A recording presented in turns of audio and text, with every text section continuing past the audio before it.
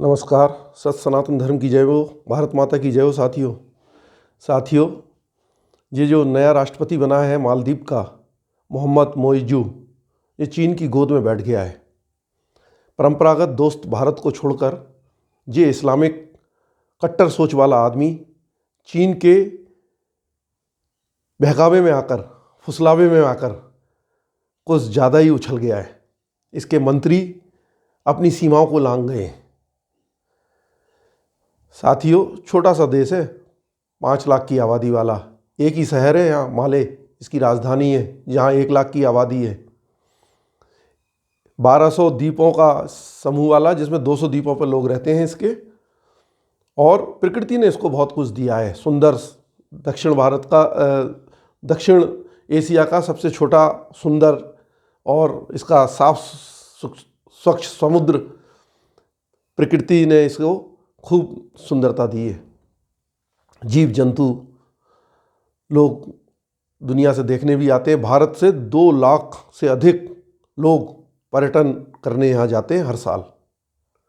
इसके बावजूद जो भारत को आंखें दिखा रहा है, छोटा सा गली मोहल्ले के बराबर वाला देश, चीन के बहकावे में आकर कुछ समय पहले श्रीलंका भी इसी तरह से गुब्बारा उड़ रहा था। और जब उस गुब्बारे की गैस निकली तो श्रीलंका के घर में खाना बनाने को गैस नहीं थी, भारत ने उपलब्ध कराई थी। ये नया राष्ट्रपति मालदीव का इस बात को अच्छे से तरह से जानता भी है। पाकिस्तान भिखारी बना दिया है, ये भी जानता है।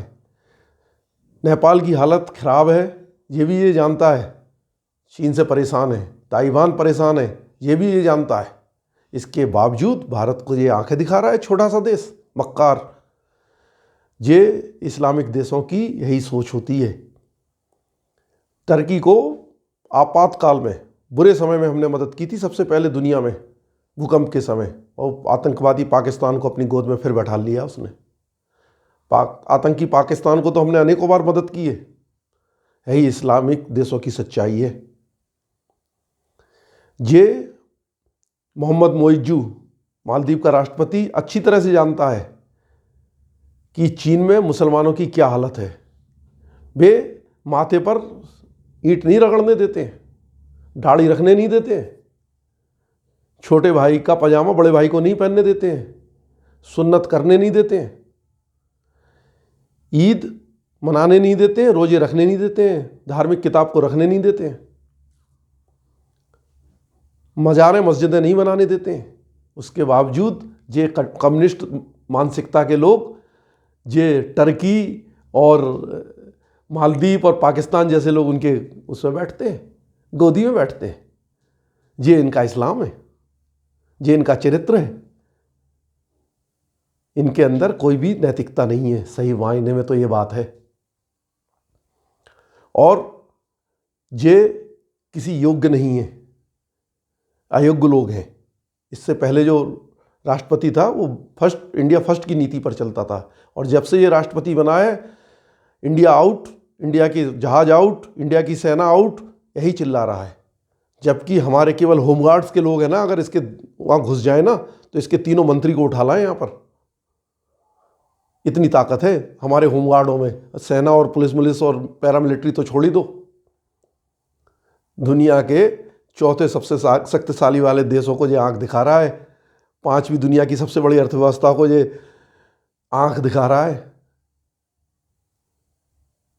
दोस्तों, चीन ने ऐसा कोई पड़ोसी नहीं है जिसको ठगा ना हो। पाकिस्तान की हालत देख रहे हैं, श्रीलंका की हमने देखी है, मालदीव की भी जल्दी देखेंगे। नेपाल की हालत देखी है, ताइवान परेशान है। 1947 के बाद जब भारत आज़ाद हुआ ना, नेहरू नीति के कारण चीन से भारत आज तक परेशान रहा। 2014 के बाद भारत ने अपनी स्थिति को संभाला और संभाला है और मजबूत बनाया है। चीन को आंख दिखाना शुरू की है। नेहरू ने तो वो काम कर दिया था कि 1947 में भारत आज़ाद हुआ और 1949 में चीन में क्रांति हुई। माओ से तुंग की तानाशाह की सत्ता को माओ ने बदला और इसने तुरंत अपनी बहन विजयलक्ष्मी पंडित को चीन भेज दिया और वो माओ के कसीदे पढ़ती हुई भारत आई और उसकी तुलना महात्मा गांधी से कर दी।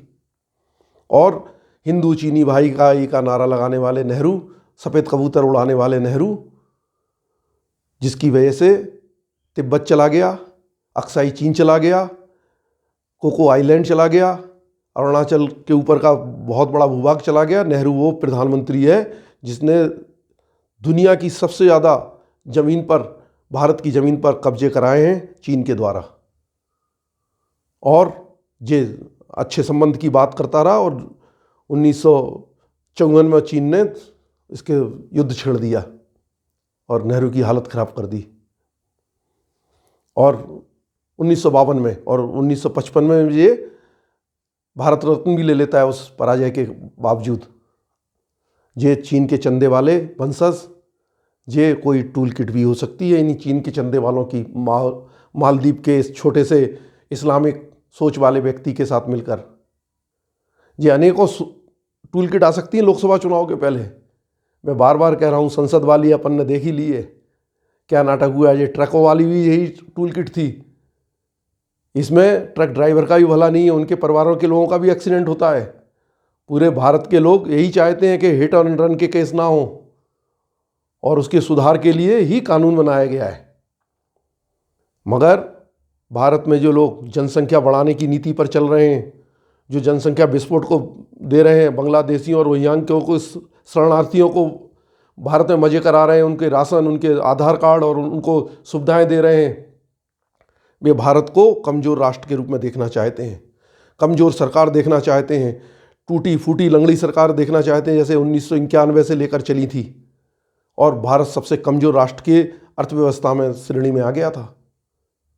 ये वो लोग हैं, ये बांग्लादेशी घुसपैठियों के हितैषी, ये जो आपके रोहिंग्याओं के हितैषी, ये राष्ट्र के लिए कभी अच्छा नहीं सोच सकते।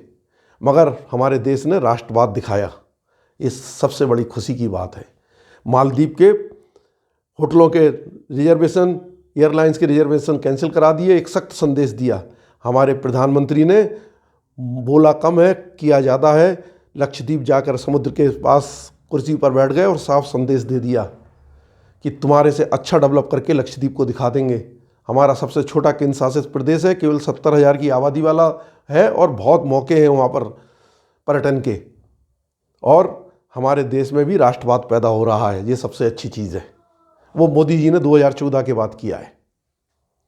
तो साथियों, हमें इस मालदीव के राष्ट्रपति से ज़्यादा चिंतित नहीं होना है। भारत बहुत ताकतवर है और अच्छा पर्यटन स्थल लक्षद्वीप को डेवलप करेगा, और हम अपनी एकता से इसके पर्यटन को जरूर गिरा के दिखाएंगे। और जब तक ये इस्लामिक राष्ट्रपति यहाँ बैठा रहता है, ये तब तक हम इसके पर्यटन का बहिष्कार करेंगे, इसके अर्थव्यवस्था का बहिष्कार करेंगे। धन्यवाद साथियों। भारत माता की जय हो।